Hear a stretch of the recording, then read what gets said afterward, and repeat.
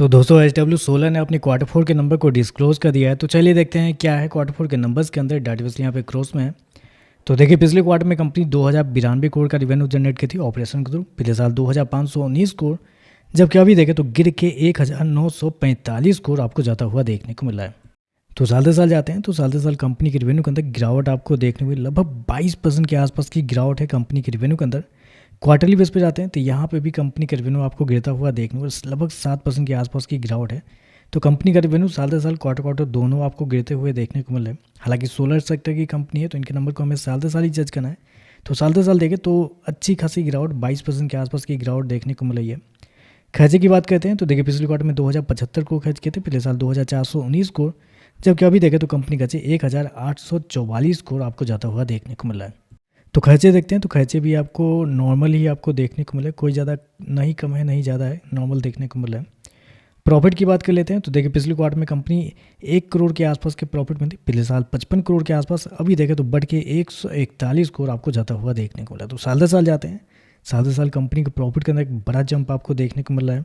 लगभग 2.5 से 3 गुना कंपनी का प्रॉफिट आपको जाता हुआ देखने को मिला है। लेकिन याद रखिएगा प्रॉफिट बढ़ने के पीछे कुछ मल्टीपल रीज़न है यहाँ पे, क्योंकि रेवेन्यू तो आपका कम हो रहा है तो प्रॉफिट नहीं बढ़ना चाहिए। तो उसके पीछे का रीज़न है, पहला तो कंपनी के कुछ टैक्स वैक्स को लेकर देखते हैं। तो पिछले साल कम लगे थे, इस क्वार्टर में कम आपको, मतलब पिछले साल ज़्यादा लगे थे, इस क्वार्टर में कम लग रहे हैं। क्योंकि टैक्स से पहले का प्रॉफिट देखते हैं तो 86 करोड़ के आसपास का प्रॉफिट पिछले साल था, अभी देखें तो 154 करोड़ है। तो यहाँ पे भी देखते हैं लगभग डबल के आसपास देखने को मिल रहा है।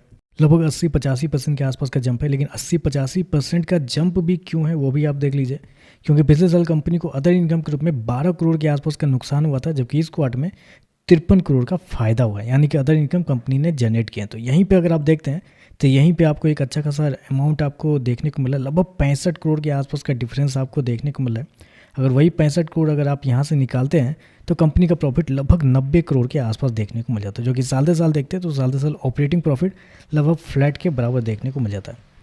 तो ऊपर से देखेंगे तो आपको अच्छे देखने को मिलेंगे, लेकिन अगर आप पूरे डिटेल में अगर देखने के लिए जाएंगे तो नंबर उतने भी कुछ खास देखने को नहीं मिल रहे हैं, क्योंकि सबसे इंपॉर्टेंट ईपीसी का बिजनेस होता है बेसिकली इनका। ईपीसी के बिजनेस से ही इनका गिरता हुआ देखने को मिला। तो नंबर कमज़ोर आप कर सकते हैं। ईपीएस देखते हैं, पिछले क्वार्टर में 12 पैसे का था, माइनस का पिछले साल 2 रुपये 37 पैसे, अभी देखें तो 5 रुपये 76 पैसे आपको जाता हुआ देखने को मिला है। तो ओवरऑल देखा जाए तो नंबर कुछ खास आपको देखने को नहीं मिला। हालांकि पिछले कुछ दिनों में शेयर के अंदर एक बेहतरीन तेज़ी भी आपको देखने को मिली, तो कोई ऑपरेटर अच्छा खासा शेयर को पंप भी कर रहा है अच्छे खासे वॉल्यूम के साथ।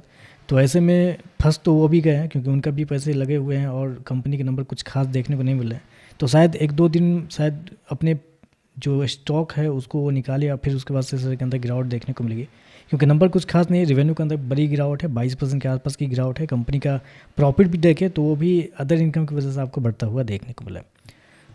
तो वीडियो पसंद आए तो लाइक कीजिएगा, साथ में साथ चैनल को सब्सक्राइब जो कीजिएगा। धन्यवाद।